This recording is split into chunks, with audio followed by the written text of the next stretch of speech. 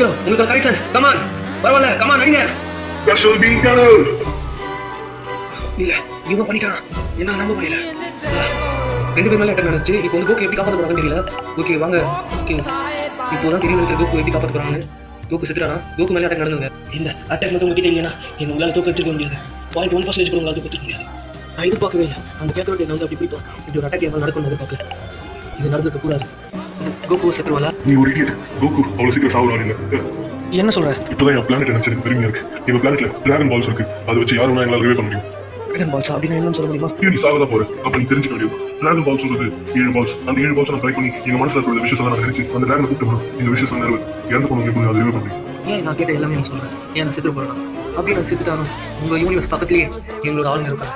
அந்த ஆளுங்க வந்து நான் செத்துட்டேன்னு தெரிஞ்சாலே உங்க பிளானட்டுக்கு போருக்கு இருக்க வருவாங்க. அப்போ என்ன பண்ண போறீங்க சொல்லு? பீட்டர் சொல்லு கோகு. பீட்டர் நம்ம இதில் ஜெயிச்சோம்ல? ஆமா கோகு.